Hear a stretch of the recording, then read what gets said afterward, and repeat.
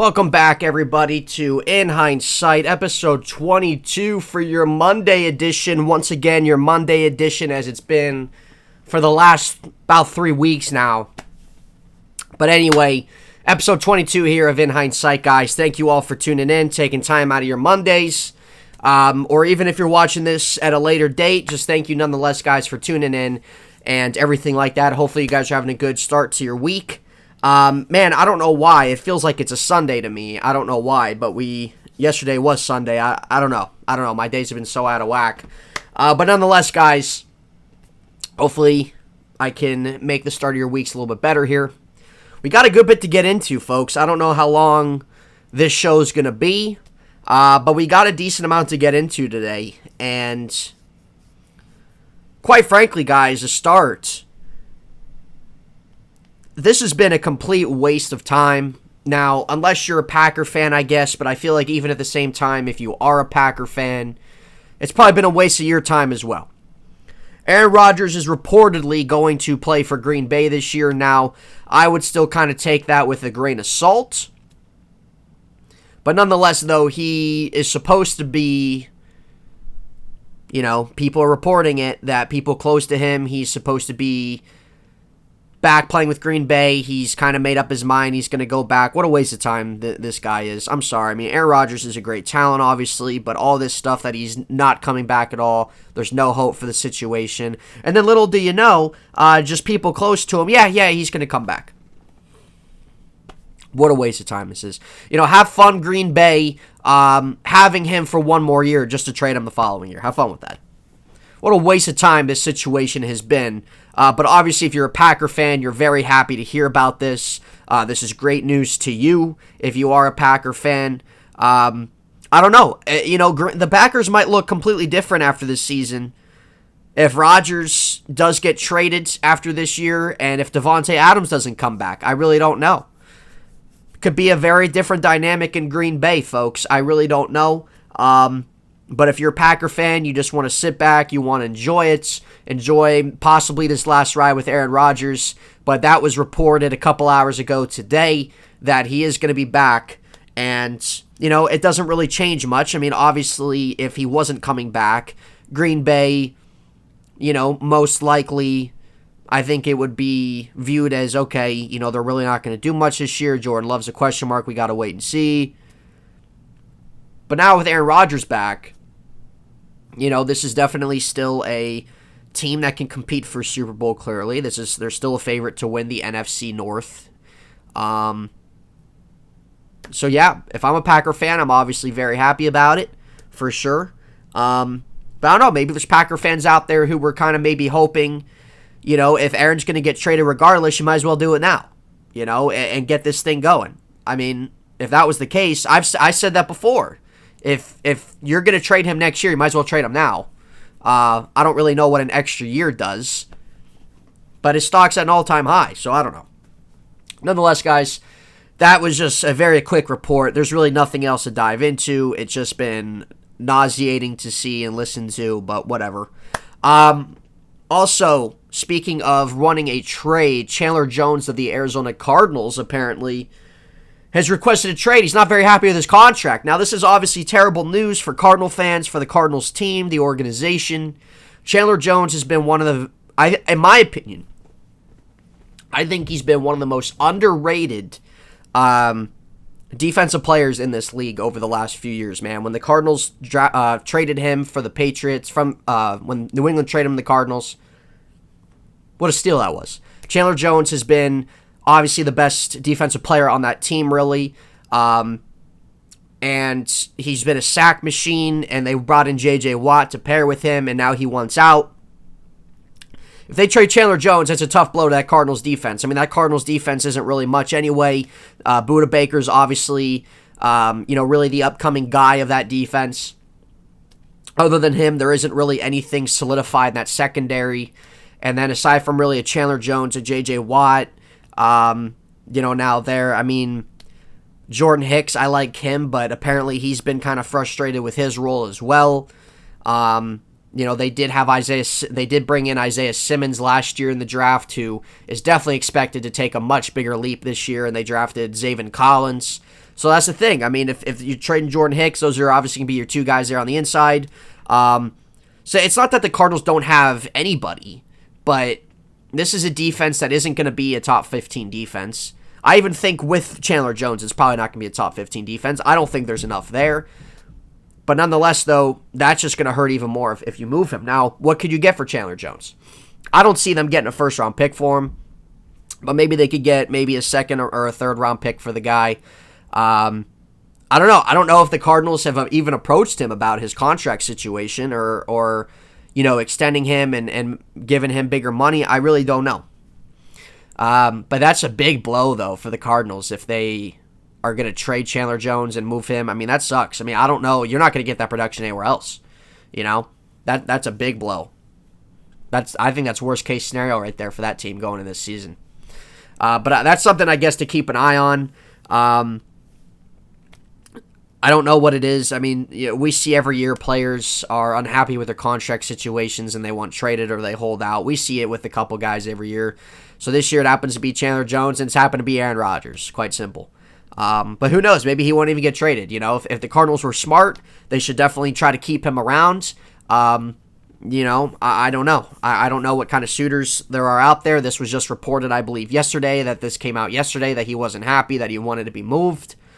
But nonetheless, I mean, Chandler Jones, he's been a very productive player for the Cardinals, even with New England. But even after when he left New England, I mean, this guy's been a double-digit sack machine. He's really been the anchor of that defense over the last 3-4 seasons. And, now probably even longer. And now the Cardinals are... Let me turn this off.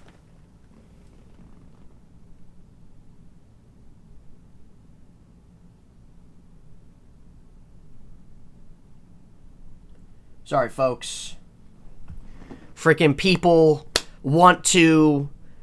A group chat wants to message me while I'm in the middle of this show. So, sorry, I had to turn that off. Sorry about that. But nonetheless, guys, Chandler Jones... that's just a huge loss for the Arizona Cardinals if he wants to be out and if he wants to be traded. Who knows on that? Now, also, there's been this very controversial thing that the NFL put out earlier this week in regards of the vaccination rules for those that are vaccinated and non-vaccinated. Now, I'm not going to get into everything here. You know what I mean? Whatever your thoughts are on that, your opinions on that, that's all you. Simply, I really don't care. But the Minnesota Vikings fired one of their coaches. I can't remember which one it was. It might have been the offensive line coach. I can't remember. But they fired one of their coaches simply because he didn't want to get vaccinated. Is that even legal? Can you even do that? Like if you're an organization, a company, because someone isn't taking a vaccine? When were vaccines mandatory? I think it's everybody's personal choice if they want to get it or not. Now, the NFL, technically, they're not like, if you get it, you can play. If you don't, you can't play. But they're making it very, very difficult for those that are not vaccinated, such as things like, when they're traveling, they got to stay in the hotel room. Things like pools, saunas, things like that are off limits. They can't bring people in from the inside. They still got to wear a mask every time that they're in the building. They got to be tested every day still. So they're making life very difficult for those that are not vaccinated. Now, those that are vaccinated, I read that they're going to be tested once every 2 weeks. I don't know why they're still being tested anyway. But, it's really all things go as what they used to be, pretty much normality, really, for those that are. But now... there's a, kind of, not necessarily a standoff, but there's I don't know what you want to call it, like a disagreement with the NFL and NFLPA, because some, they're having players wear like yellow wristbands if they don't have if they're not vaccinated. I don't know. It's honestly kind of a mess a little bit, really. I don't really know what the NFL is going to do in regards of if they're going to change certain things about that, but nonetheless, I mean, There are teams, I believe, there's a few teams, I believe, that are over the 90% threshold of that. There's some teams that are kind of around that 80% mark, which is great, for sure. And I read somewhere this morning in regards to really the percentage overall on the players. But, yeah, I mean, that's the thing at the end of the day. You know, I do think I completely disagree on the fact of the Minnesota Vikings firing somebody because they didn't want to get it. I mean, what happened to, you know, your body, your health, you know what I mean? Your personal preference, what you think's best for you. What happened to that? I really don't know. I think that's absolutely terrible and ridiculous, and I don't even think you're even able to do that, but whatever, you know. Nonetheless, you know, it's just kind of like Frank Reich tested positive today for COVID. I don't know if he's vaccinated or not, but it's like, what the hell, you know? Like, we can't have this in the season where we're rescheduling things again. We're rescheduling games again. We can't have that. I don't even know why you're testing people that are vaccinated. You know? What's the point of getting it then? Freak out of here. For those that are, great. For those that aren't, okay, great. That's your personal thing. You know? For you listening, if you're vaccinated, great. If you're not, great. It's your personal preference. I simply don't care. You do what you need to do. You do what you feel is best for you. I'm not going to sit here and tell you what you should do. But I think it's absolutely ridiculous if we're going to go into the season this year and we're going to have rescheduling again, or, you know what I mean, people are going to miss time again. No. Everything's pretty much back to normal. You need to operate as going back to normal as well. Simple as that. Freak out of here. That honestly pisses me off. Nobody wants to see that again. What we had last year, yes, great. The NFL got through the whole entire year. But we don't want that again. It was a rough year for everybody. Unbelievable year, honestly. Things are back to normal now. Let's treat it like it's back to normal, and let's keep moving forward. Please, Rodger. Thank you. Moving on, man. Like I said, training camp has been underway since last week. Really, as we start getting closer to the first preseason game, early in August, the Hall of Fame game, I believe it's the 5th, if I'm not mistaken. More things are be coming out, but right now, those are really kind of the big things that I wanted to touch on in football relation that I felt was worthy putting time into and talking about. So, anyway, moving on from the National Football League.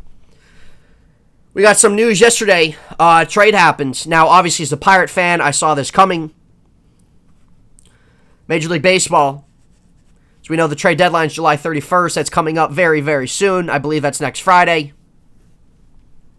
Or this Friday, I mean. Sorry, not next Friday. This Friday. Adam Frazier is officially a San Diego Padre. And as Pirate fans, we knew this was coming. You know, I said this on yesterday's show. If you haven't watched that, check that out if you're into Pittsburgh-related sports. But I said this yesterday on the podcast, that Adam Frazier, you know, he's most likely going to get traded. The Mariners were into him. Padres were into him. I think there was some news about the Mets. I mean, there are a few teams. And I even said I wouldn't even be surprised if for some reason he doesn't get traded, but I think it's obviously most likely he will. But anyway, yesterday it happened a few hours later on into the night after my podcast was uploaded. But anyway, I wanted to touch on that right now because it's just fresh, it's just hot. So Adam Frazier is officially a Padre. Now the Pirates have done a great job rebuilding their farm system. I believe they're ranked within the top 3 of baseball right now in regards of their farm system, at least according to Fangraphs. And that's what the Pirates are doing, man. The Pirates have a few guys that are, you know, they're building around with Hayes, Brian Reynolds. You know, I mean, I guess really other than that. So really kind of those two guys is kind of who they're building around now since Frazier's gone. But they have a really good farm system, a lot of really good top guys. But the thing is, a lot of these guys are in Double-A, Class A, and they're still a little bit away. Now, I think the Pirates' timeline's probably within, you know, probably around a 3-year, probably within 2-3 years in regards to really kind of getting back into competition, into competing. But they're doing great in the, you know, the new management. Ben Cherington, he's doing his job. and everything like that. He's rebuilt this farm system completely from like 30, bringing it all the way to 2 or 3. Absolutely phenomenal. This is exactly the direction the Pirates need to go in right now. But Adam Frazier, this is definitely a great move for the San Diego Padres. Now, the Padres have already a loaded infield with Tatis at short, Machado at third, Cronenworth's been playing some second, and you got Hosmer at first base. So that's the question. Where's Adam Frazier going to fit in? Well, Adam Frazier can play outfield. He's played all 3 positions before, primarily left field, but he's played all 3 positions before. He could also, if you're going to start him at second, maybe you move Cronenworth to first, if whatever you want to do with Hosmer, I don't know. But nonetheless, it's definitely a great move for the Padres because they're obviously competing. They're in the NL West race with the Dodgers and the Giants going on. Padres are all in, man. I mean, they got Darvish. They traded for Joe Musgrove. They added Blake Snell in the offseason. The Padres have a lot of good things going for them right now. And Adam Frazier, I think, is definitely a great get for this team. So the Pirates received, one is a right-handed pitcher, Michael Milano. He was sent down to Greensboro, low A.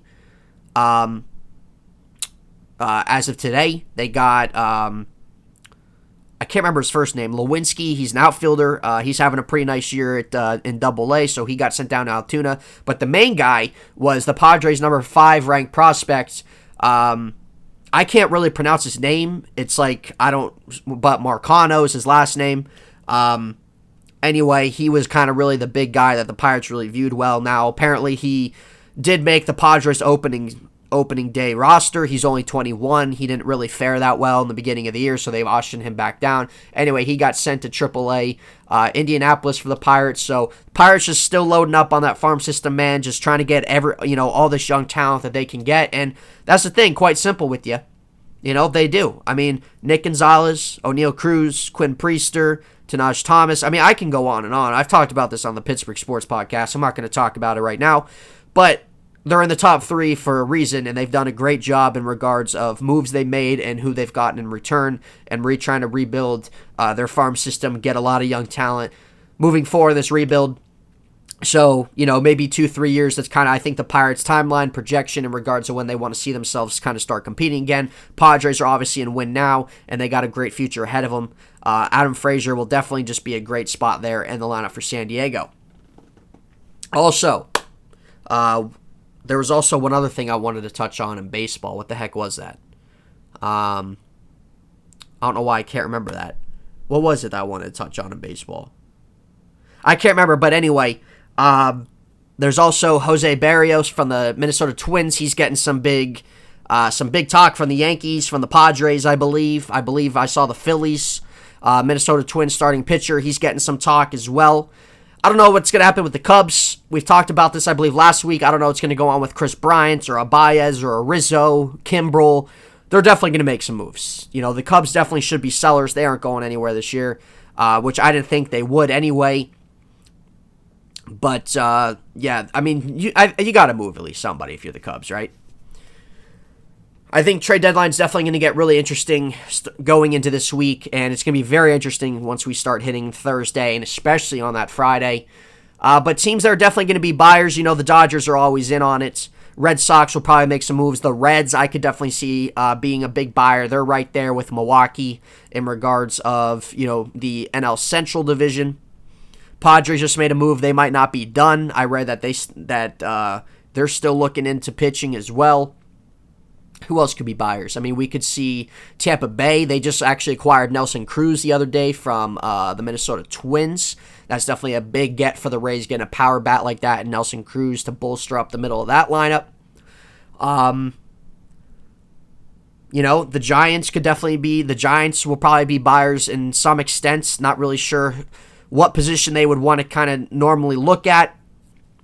They could look at maybe some pitching there. They could maybe look at, if they want to look at some outfield help. I really don't know.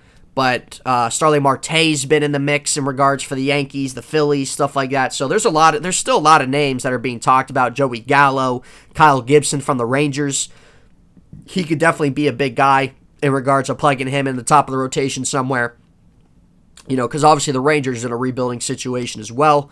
So you want to be able to get in on a guy like that who's having a great year and get what you can for him.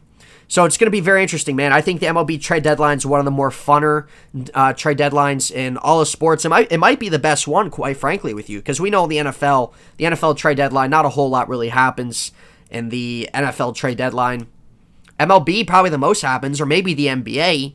The NHL, I mean, some things happen. Probably the NFL is probably the least amount where, things kind of go down. There aren't always a lot of trades in the NFL. But I don't really know what to expect, guys. I mean, I'm trying, like, when I go through a list of these guys that could be moved in baseball, there's a lot of teams that could really fit in. Seattle could be a team that might, try to get in on somebody, especially since they lost out on Frazier. The A's will probably be buyers in some extent. They're looking for some bullpen help. Toronto's looking for some bullpen help. They're still technically in it in regards of the AL East. The Yankees, I really don't know. I think the Yankees, I don't think the Yankees know what they want to do. Do they want to buy? They want to sell? They want to stay where they're at? They've been a major disappointment. I don't know. Let me know in the comments. What do you guys think? What do you guys think about buyers, sellers? Who could you see going who? I like to hear your guys' opinions and things like that because, I think this is one of the seasons where anything can happen. I don't really think there's, we look at somebody like, oh, dude, they're going there. You know what I mean? No question about it. Or this guy's definitely getting moved. I feel like this is a season where, like, we just don't know who's going to get moved at this point. There isn't, like, any clear-cut guys that are gone. You know what I mean? Like, Chris Bryant could get moved. He could stay. Baez could get moved. He could stay. Kyle Gibson probably going to get moved. Max Scherzer, is he going to get moved? He was scratched the other day amid trade rumors. What do you do with your Nationals? Before this guy hits free agency, you probably should move him.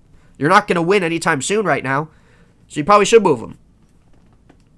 If you're a team where, maybe you're sitting around 500, you know what I mean? You don't really think you're going to do a whole lot this year. You might as well make some moves, right? Try to bolster up, try to get some younger talent back. Maybe if you feel like you can be in a better spot next year, then great. Or if you're a team where, obviously if you're in a rebuilding situation like Pittsburgh, like the Rangers, you do that. If you're the Nationals, I'm not really quite sure where they think they stand. Like I said, I don't really follow the Nationals a whole lot. But, if you're going to trade Scherzer, if you don't see yourself really in competition and competing, you know what I'm saying? You might as well make some moves. Atlanta, you might as well make some moves, The Phillies, they're kind of there between them and the Mets. I see the Mets probably being buyers in some extent too. It's going to be a very interesting trade deadline, and I'm going to be right here when things happen to be reporting on that. So I don't know what's going to happen with that. I want to go into, I know that this happened quite a bit ago, and I'm kind of late to the party here talking about it. But obviously we saw the Milwaukee Bucks win the NBA Finals. And, man, they just, really after Game 2, they really figured out how to handle, the Suns. I think a lot of it had to do with this Milwaukee's physicality. I think a lot of it had to do that the Suns couldn't really match up with Giannis and, Bobby Portis and some guys like that are really good in regards to getting the ball down low in the paint to the basket. The Suns were just outmatched and outhandled. Now, the Suns had a great season. They really did. Now, if you're the Suns, what do you do going forward? Here's what I think you do. I think they should bring back Chris Paul. I do. Chris Paul has a $44 million option that he can opt into, or he can opt out and get a longer-term contract. What he does, who knows? But if I'm the Suns, I am going to try to bring him back because he really changed the landscape of everything for that team. But you really need to... Now, I don't know what their cap situation's like, but they really need to get bigger and more physical. That's what they need to do. I don't know who's a free agent. I haven't looked at the NBA free agency. But their starting five is fine. Paul, Booker, Mikal Bridges, Jay Crowder. I don't really know what you do with him. I would maybe look to upgrade there if I'm the Suns. I'm not saying I would move Jay Crowder, but I would maybe look to upgrade at the power forward position. Really, I would. I think Jay Crowder could be a good guy for the Suns coming off the bench as that 6th, 7th guy off the bench there, providing defense, being able to, it's a shooting league, being able to, get shots off outside the perimeter. I would look to maybe upgrade there at power forward, but I think specifically the Suns really need to get bigger. They need to get more physical. They need to have that off the bench as well. And Cam Johnson's a good guy off the bench. I think Cameron Payne's a fine backup. Other than that, Dario Saric, to me, he didn't really cut it for when he was playing. Torrey Craig, the Suns need to get, that's the thing. Cameron Johnson isn't a big guy. Cameron Johnson's a coat rack. He's so thin, but he's a good shooter. He can rebound the ball, and stuff like that. But he's not a big guy. He's, you're not going to bring him in and have him match up against the power forwards of the league. You can't. He's going to be oversized, over-dominated. So the Suns really need to go out and get a solidified, bigger guy, to really kind of come off the bench as well, aside from Cameron Payne, Cameron Johnson, whoever else you come off the bench with. But I'd maybe look to upgrade a power forward. But you want to do that and find somebody that's going to fit your system, fit your mold. You know what I mean? Maybe someone who can, kind of help Ayton out as well and kind of anchor a little bit more defensively down low. That might be a better matchup in regards of some of the bigger guys, in the league. You might need that. Maybe a guy that's, maybe that might be specifically what you're looking for. More defensively, bigger, you know what I mean? Things like that. Maybe a guy that can be a stretch a little bit as well. I don't know. I don't really know who's out there because I haven't personally looked. But that's what the Suns need to do, and that's really what I saw from Phoenix coming out of the finals in regards of what I really felt like they were lacking. But good for Giannis, man. Giannis is already a Hall of Famer at this point, man. Giannis, yes, we know Giannis isn't a good shooter. And it's actually kind of weird. I saw a video where, early on in his younger days in the NBA, he actually had a nice-looking shot. And then for some reason, he changed it. Coaching kind of worked with him, changed it, and it's worse. But anyway, we know he's not a good shooter, but Giannis can do everything, man. Rebounds, he's got the length. We all know this. He's so good at getting to the basket. He's just such a great talent, and I personally think he is fun to watch, personally. I know some people think maybe he's not, but just because he can't shoot threes or anything like that doesn't mean he's not fun to watch. I know you guys might be 2020 NBA fans here. I'm not. I grew up in the early 2000s of watching the NBA back when it was thriving and in its prime, and when the NBA product was great as a whole and basketball was great as a whole. But anyway, Giannis is fun to watch, I think. He's won MVP, Defensive Player of the Years. Just won a finals. Took this Milwaukee team, and anyone out there saying Milwaukee's a super team, no, they're not. No, they're not. Giannis was a late second-round pick from Milwaukee. They traded for Chris Middleton when he was a bum on the Pistons. And those guys those two alone, how much they transformed themselves, got better, and now they're maybe the best duo in the NBA. They added Drew Holiday, but Drew Holiday's good, but it's not like this. It's not like they're adding Damian Lillard or somebody like that. Bobby Portis is somebody they traded for. He showed up in good moments throughout the playoffs into the finals. This isn't a super team. Freak you talking about? PJ Tucker starting for. This isn't a super team. Bryn Forbes, the backup. Yeah, super team. No. Giannis did phenomenal, and kudos to him on being able to carry, staying with Milwaukee, signing that extension, and bringing Milwaukee a championship in over freaking 40, 50 years, however long it's been. And Chris Middleton, what those two did together was great. Drew Holiday really brought another element to Milwaukee. I just see him really just running it back for the most part. They might add a guy or two in free agency, possibly. I expect Budenholzer to probably be named the full-time coach at this point. He should. He deserves that. So anyone who's crapping on that, freak out of here. Why don't you just show some respect? Milwaukee's done, they really brought things from the ground up. Giannis completely transformed and became a top player in the league. Chris Middleton became a really good player as well.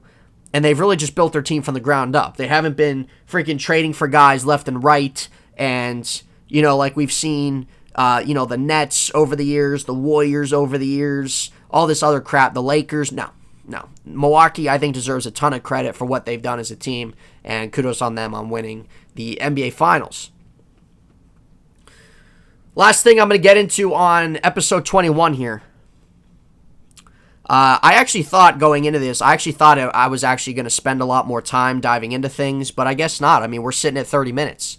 So this might be a shorter show than even yesterday. Last thing I want to get into here, though. The NHL expansion draft for Seattle happens, what day was that? Thursday, I believe. And the Seattle Kraken are officially a team, which is great. We have even teams now in the NHL. Seattle Kraken are going to the Pacific. The Coyotes are moving to the Central Division. This is great. We're going back to 82 regular season, and all divisions are going back to how they used to be. This is great. So the Kraken had their expansion draft, which was interesting. Now, there's some guys that I didn't really know. Now, I follow the NHL. I do. But here's the thing. I don't follow it in the ways like I follow an NFL or an MLB. You know what I'm saying? But some guys that I thought Seattle did, and I talked about yesterday how they took Brendan Tanev, Jared McCann in the draft, so I'm not really going to go over that again. But they did take a couple guys. They did take Jordan Eberle from the Rangers, who was, a very big surprise for me. Or from the Islanders, not the Rangers. From the Islanders, who, was a very big surprise, I thought, specifically. And, hold on, folks. Yeah, so they took Jordan Eberle. Let's see who else they got here. Sorry I'm not missing anybody. Let's see. They did take the goalie, Chris Driedger from the Panthers. So they got a goalie there. Who else did they got here? Jordan Eberle was one guy I was like, oh, wow. Because some of these guys I'm honestly kind of unfamiliar with. Colin Blackwell they got from the Rangers. Tyler Pitlick, but they did trade him from the Coyotes. He's a waste of time. They got Jamie Alexiak, which I thought was a nice move there from the Dallas Stars. Mason Appleton from the Winnipeg Jets. He was not protected by them. Let's see who else they got here.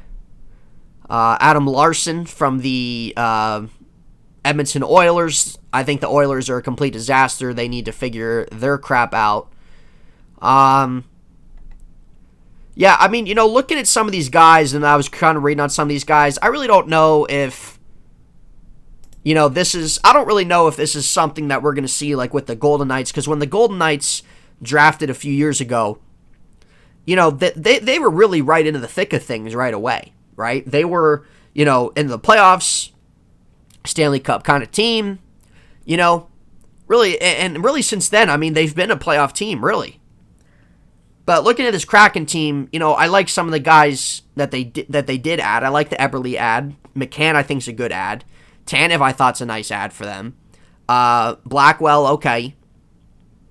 I'm not really sure how their goalies are going to kind of stand out. They did get the one guy from the Capitals. What was his face? I don't know why I can't think of his name. I can't think of his name. Let me see. Can I go back on there? Let me see. What was this guy's name from the Capitals? Where was he? Vanacek, goalie from the Capitals. They got him. He might be the starter. Maybe.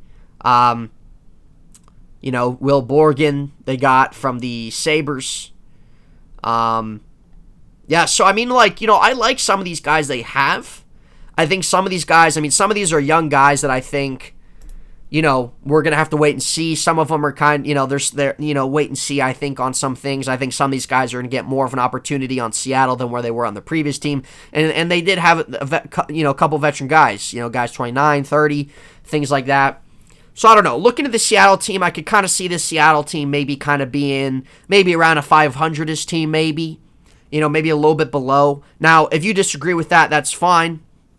But there was just really, comparing that to really kind of what we saw with the Golden Knights expansion draft, it didn't really come off to me as that. I definitely thought the Golden Knights had a much bigger, much better expansion draft. Now, I don't want to necessarily compare, but here's the thing. Seattle, if some of these younger guys that they took really kind of take advantage of more of an opportunity here for this team, then yeah, I think it's a wait-and-see thing for Seattle. I'm not going to sit here and say they're going to be ass. I'm not going to sit here and say they're going to be good. I think it's wait and see here for Seattle here, especially we got to kind of see how their coach is with things and the way they play. We'll wait and see on that. And also the NHL draft happened. Now, I didn't really watch the NHL draft. I don't follow NHL prospects really when these guys get drafted. But the first guy was the Sabres had the first pick was Owen Power. He was already the ranked number 1 prospect from Ontario, Canada. He's 21. He was with Michigan, 24 games. He had 13 assists, plus 18, 3 goals, 6'6". I mean, he's kind of a big guy. He's a winger, I believe. No, defenseman. He's defenseman. Why did I think he was a winger? He's defenseman. So defenseman, I mean, plus 18, 13 assists, 3 goals defensively. I mean, not bad. I have no idea why I was thinking he was a winger. Because if he was a winger, I was thinking, I'm like, all right, that's kind of ass. But, excuse me. But anyway, Owen Power, first overall pick. I'm not really going to go through the draft because I'm not familiar at all with any of these guys. We'll see how long it takes for him to come up. You know what I mean? And kind of get acclimated with Buffalo and things like that. I would expect him to probably be there week 1 for the Sabres. I mean, you would hope if you're a Sabres fan, I'd think. Who else we got here? That would be... so Seattle took Matthew Beniers. I don't know who that is, but they have the 2nd overall pick, so that will definitely do Seattle pretty good, I think. But yeah, I don't really personally follow the NHL draft or really kind of these prospects necessarily. I'll kind of hear maybe a few guys, but other than that, I don't really follow it. That's the thing. Like, I like the NHL. I do. I like hockey. I do, and especially over the years, I've grown to like it even more. And I've really, that's the thing. Like, when I was growing up, I wasn't really a hockey fan at all. I supported the Penguins. I wanted them to win, sure, but I wasn't a hockey fan. I honestly didn't really like hockey. But as I kind of got older, I started to understand the game more. You know what I mean? And as I kind of did that and I started watching it more, I started to like it, And then that's kind of when I started to follow more things about hockey and stuff like that, really other than just the Penguins and everything like that. But still, even to this day, I don't follow it the way I follow an NFL or an MLB, you know what I'm saying? Or, heck, even an NBA, even though I hate the NBA, but, I still see things happening around the NBA more so than I might see happening around the NHL. But yeah, I just don't really follow the NHL prospects and stuff like that, maybe like some other guys might, really at all. But yeah, so that's why I'm not really going to kind of go through the whole list there, but Buffalo had the first pick. Seattle, that definitely did them good, having the 2nd overall pick as well. But I'm glad that we're getting back to normal season. Glad we're getting back to normal divisions and things like that. But yeah,